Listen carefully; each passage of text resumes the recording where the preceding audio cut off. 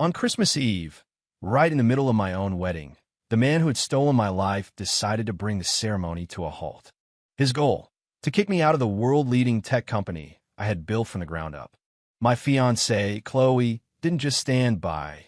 She intertwined her fingers with his, lending her voice to his cause. Below the altar, our friends and family roared and jeered, turning the hotel ballroom into something resembling a zoo.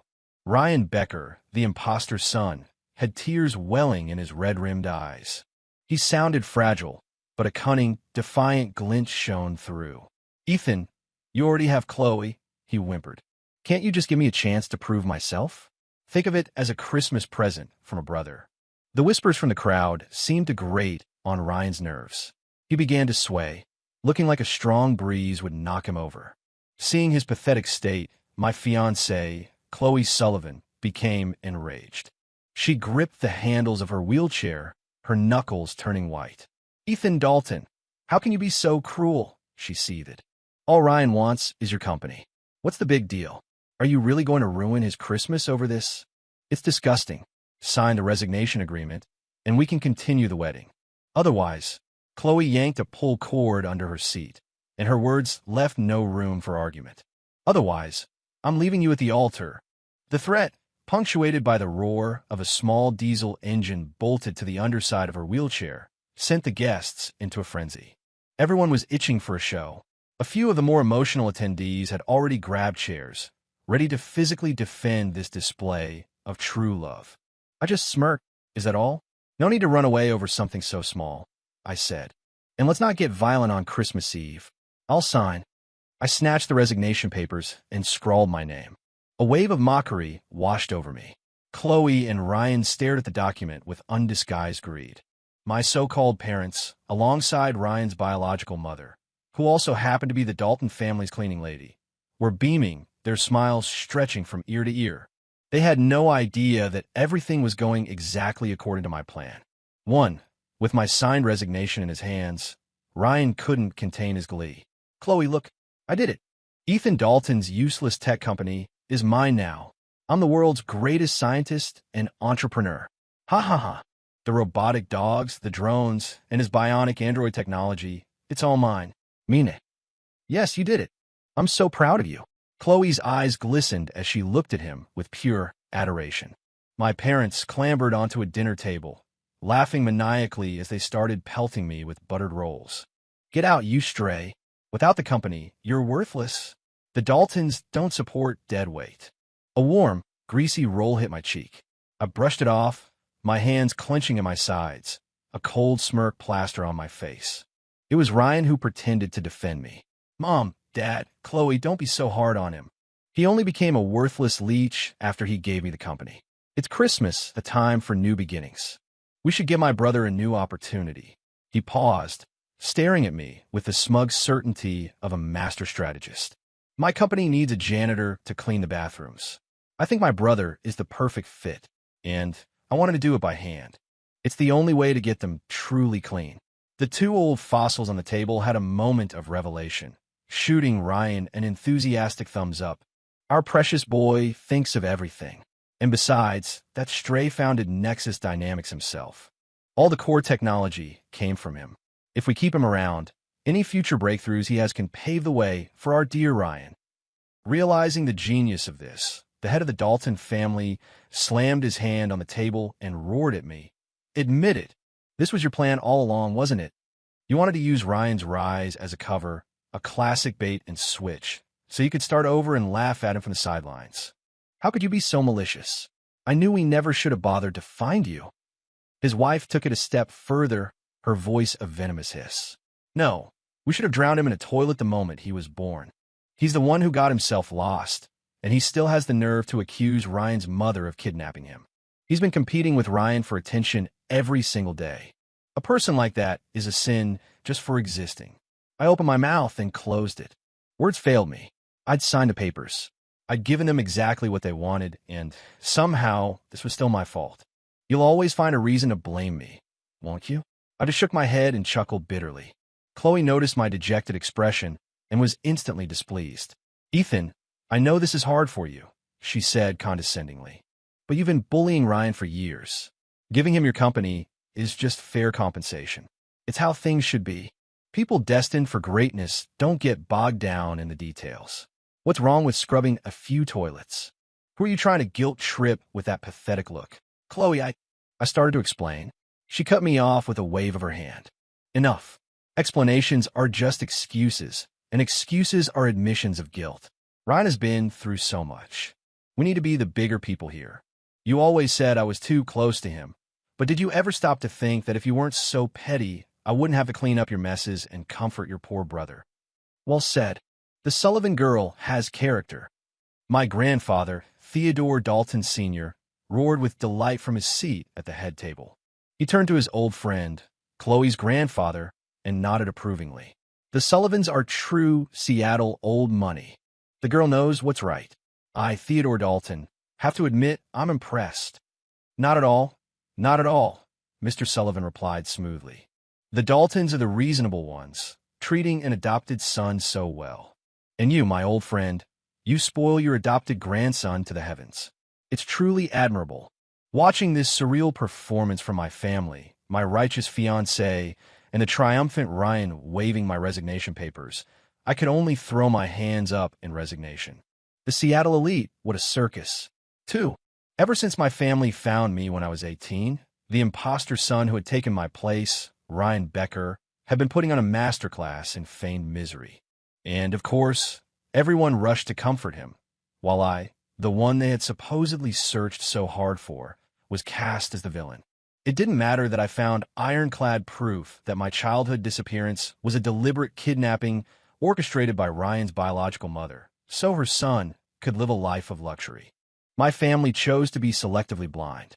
They convinced themselves I had bribed officials to forge documents just to compete with their precious Ryan. And Chloe, who had known Ryan since they were kids, suddenly changed her tune. After formally acknowledging the engagement between the Sullivan and Dalton families, and establishing me as her fiancé, she stuck to Ryan like glue. Her excuse was always the same. Ryan is a Dalton, too. He's in so much pain now that the real heir is back. If I don't help him, who will? Family is priceless. Ethan is just lashing out because he feels hurt. I have to make this sacrifice for the sake of their future reconciliation. Ethan is a good person. He's just lost his way. It's my duty as his fiancé to stop him from doing things he'll regret later. With the tacit approval and even encouragement of both our families, Chloe and Ryan became completely inseparable. The details of what followed are too sordid to recount, but if Chloe hadn't been partying so hard a few days ago, prompting the Sullivan family butler to break both her legs, it's doubtful she would have even made it to the wedding today, wheelchair or not. I guess some people never learn. Ethan, listen to me. In life, sometimes you have to lose to win, Chloe said, rolling her wheelchair over to me. She reached out to pluck the groom's boutonniere from my lapel. You're always so calculating. It's not good for Ryan, it's not good for our parents, and it's not good for anyone. When you're old and you look back on this, you'll be filled with regret. Why is there a diesel engine attached to your wheelchair? I asked, pointing to the sputtering, smoke-belching contraption beneath her. Chloe had the grace to look embarrassed. Well, I was worried you wouldn't be reasonable about giving the company to Ryan. If you'd said no, Ryan and I were going to run off together to make you regret it. But since the butler broke my legs, I had to improvise. She let out a long sigh of relief. Luckily, you're not a total lost cause. You can still listen to reason. Ryan will take your place for the rest of the ceremony. You can go rest. Someone will be here to pick you up shortly. Pick me up? To go where? I asked casually, not moving as she removed the flower. Oh, I almost forgot. I got you a special wedding gift. Chloe smoothed the wrinkles on my suit jacket where the boutonniere had been, a sly smile on her face. Now that you're unemployed, you'll need some time to adjust, and Ryan will need time to stabilize things at the company. Your presence in Seattle would just be a distraction for him. Plus, you've been so petty and immature lately.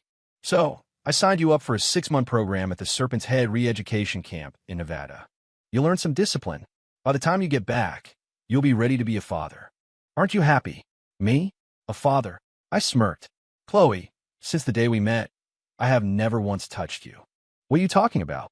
At my question, her eyes darted away, and her voice became weaker. Don't say that. That one night, you were drunk. I don't drink. Then I remembered wrong. Look, it doesn't matter. The baby is innocent. I say it's yours, so it's yours. Becoming emotional, she placed a hand on her slightly rounded belly and began to gag dramatically. Chloe, Ryan shrieked, instantly flying into a rage. He rushed over and slapped me hard across the face. Ethan Dalton, do you have any idea what she's sacrificed for you? She's carrying your child. I touched my stinging cheek and watched their performance with a cold smile. Chloe looked like she was about to cry. Ethan, you're not going to be irresponsible, are you? 3. Why should I be responsible? I carefully smoothed out the fabric of my jacket and asked with genuine curiosity. You know as well as I do that the child isn't mine. Why should I give up my company and get shipped off to some snake-infested hellhole to learn discipline? Chloe gasped, covering her mouth as if I'd just uttered the most offensive statement imaginable. Ethan Dalton, what century are you living in? Are you really that old-fashioned? Does it really matter if the child is biologically yours or not? See, brother, this is why Mom, Dad, and Chloe don't trust you. Ryan chimed in, rubbing his red palm. Your head is filled with backward ideas. The company would only go downhill in your hands. He adopted a tone of profound wisdom. Look at how Mom and Dad treat me. That's the perfect example. You don't understand responsibility, and you certainly don't understand love. So let go of the company, go to Serpent's Head, and learn how to be a real man, not the troublemaking degenerate you are now. Clap, clap, clap. Thunderous applause erupted from the guests. Mr. Dalton and Mr. Sullivan were clapping the loudest. Good boy. So mature. The future of the Dalton family is bright with you. Nexus Dynamics has a real future in your hands. The Daltons and the Sullivans have a bright tomorrow. Ha ha ha. I honestly couldn't comprehend the logic of these two old men, especially the Dalton patriarch. I decided to ask. Just a quick question. You've seen the DNA report. You know for a fact that this Ryan Becker is not your son with the cleaning lady. He has absolutely no biological connection to you. Are you really this happy about stealing the company your actual son built before he even came home, just to hand it over to an imposter? You don't know a damn thing. Mr. Dalton sneered, full of self-importance. Greatness is not created. It is stumbled upon by chance. You don't deserve your position. Therefore, you are a thief. By taking the fruits of your theft and placing them in the hands of someone worthy, I am serving justice and returning things to their rightful owner. He shook his head, looking smug. And don't you feel wronged? I'm actually doing you a favor. You? Doing me a favor?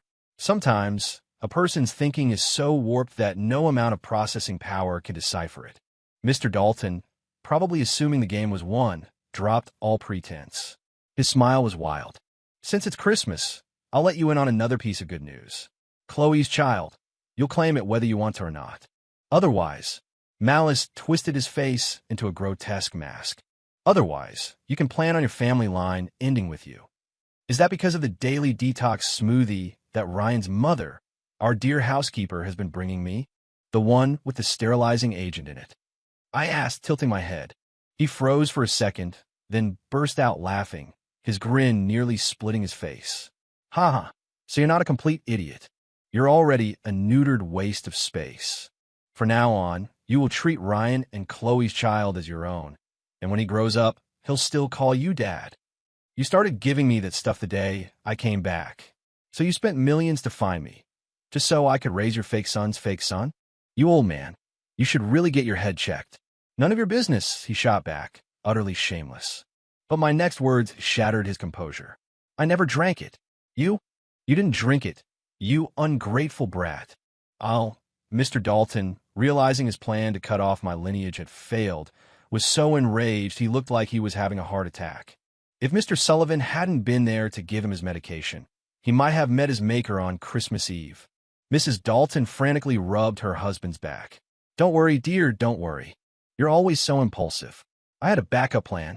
She turned to me, her eyes filled with venom. Don't get cocky, you little pest. The scented sachet in your suit pocket was also filled with a sterilizing drug. I had it prepared the day you arrived. Threw it out, replaced it with some nice sandalwood from a stall at Pike Place Market. Smells great. My grandfather, Theodore Sr., slammed his fist on the table. Don't you get cocky, you disrespectful whelp. Your food was poisoned, too. A special concoction I imported from the Serpent's Head camp itself. It would have done the job. Didn't eat it. Now, it was Mr. Sullivan's turn to laugh sinisterly. No matter. I also hired an expert to administer a poison through Chloe. If Ethan here ever touched her, he'd be dead within a year. I never touched her. Mr. Sullivan was a bit slow on the uptake and didn't notice the shocked expressions on the Daltons' faces. Empty words. If you never touched Chloe, then how is she pregnant? A collective facepalm went through the entire ballroom. Mr. Sullivan was clearly not on the same page as everyone else. I burst out laughing, a loud, unrestrained laugh. A bunch of lunatics and an idiot thought they could take me down? They clearly hadn't had a good look in the mirror lately. For, you bitch, you were carrying poison. Why didn't you tell me? Before I could even enjoy the sight of my family's meltdown, Ryan Becker was the first to break. He slapped Chloe so hard that even with the stable, diesel-powered chassis, her wheelchair nearly tipped over. Chloe clutched her cheek, her eyes welling up with tears. Ryan, I didn't know. And you were the one who said you wanted your brother to compensate you, that you needed me to comfort you. How can you blame me? You're useless. How did I get stuck with such a moron? Realizing he was probably poisoned, Ryan forgot all about the joy of his corporate takeover. His eyes red with panic, he started grappling with Chloe. Just then his phone rang. He answered it, mumbled a few words, and his face went pale.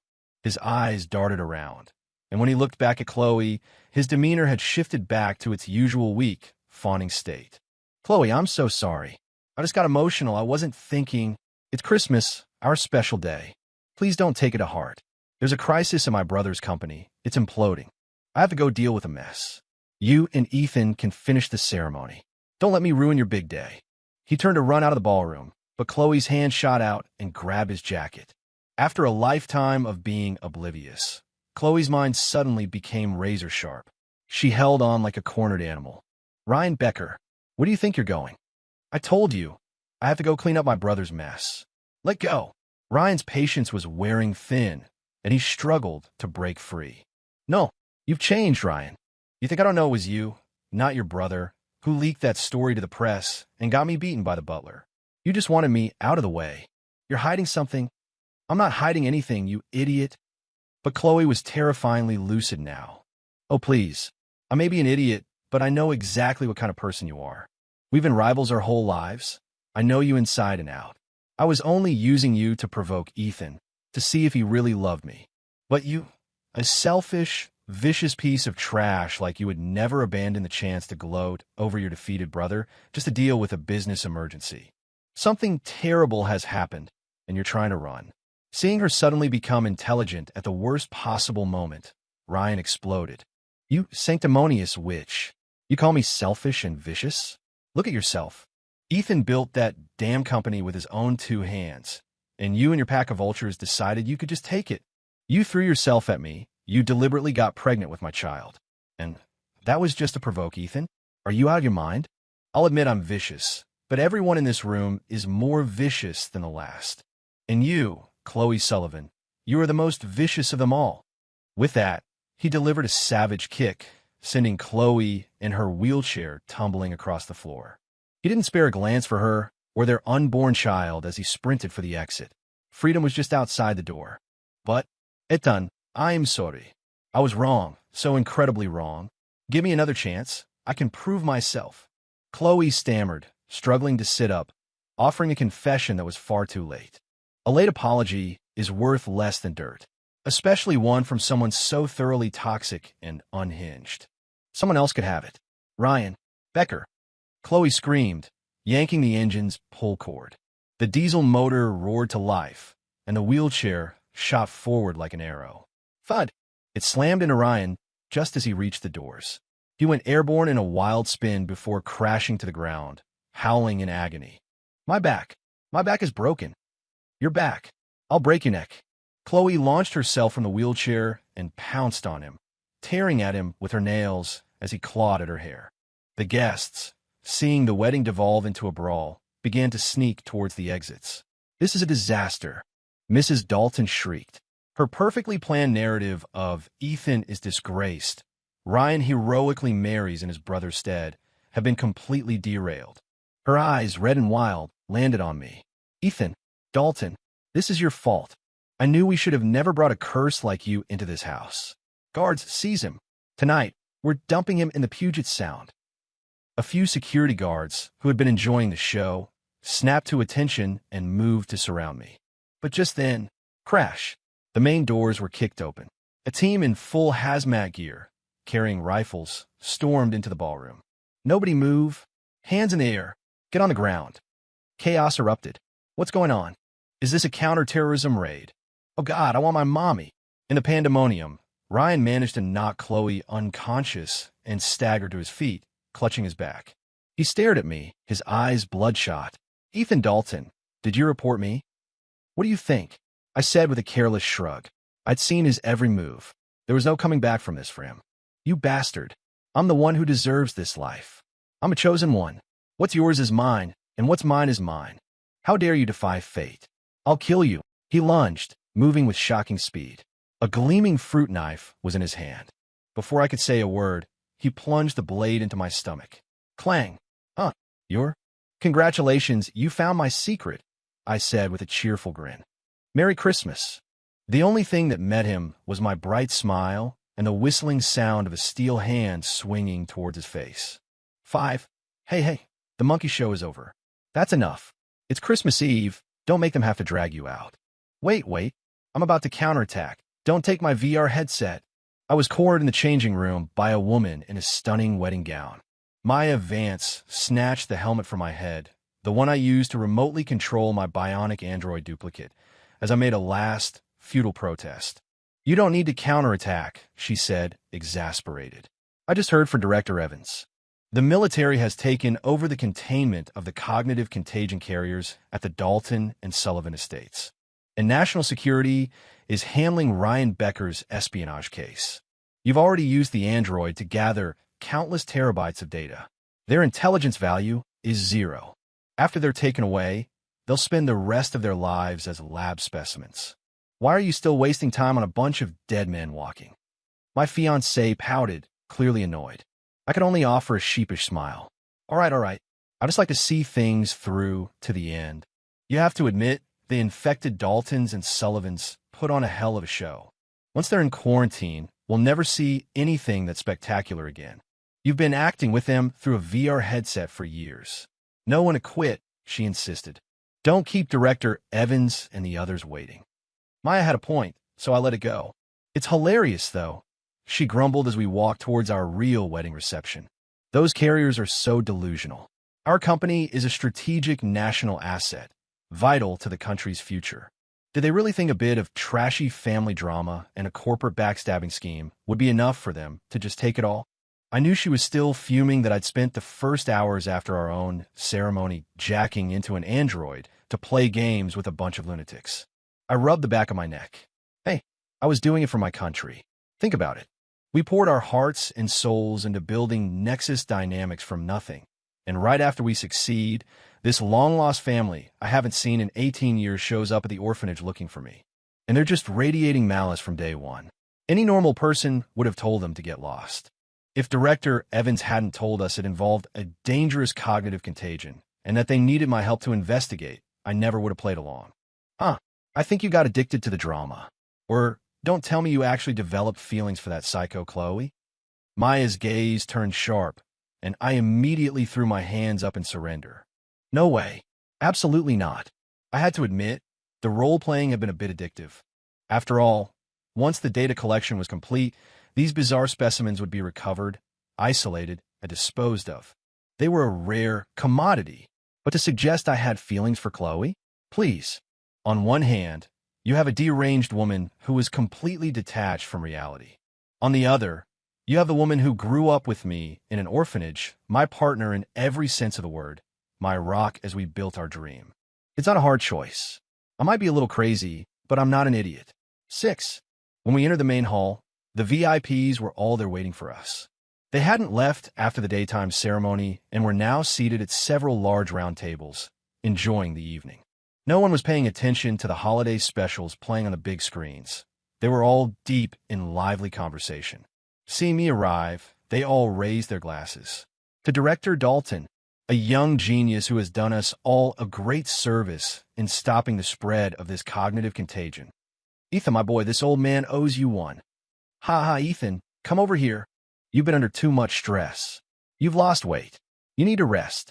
Director Evans, our primary government liaison, was particularly enthusiastic. I went from table to table, sharing toasts with the assembled dignitaries. It was clear that containing the outbreak from the Dalton and Sullivan families in Seattle was a major victory and a cause for celebration. Although many more potential infection sites were still developing across the country, the experience gained here would make future operations much smoother. I intertwined my fingers with Maya's. In her eyes, I saw not only a deep and abiding love, but a flame of hope that would never be extinguished. "Merry Christmas, my love," I whispered. "Merry Christmas, Ethan." It was a day of great joy. I had married the woman I loved, the android operation had brought a dangerous threat under control, and I was celebrating with the leaders of the country. Life was good.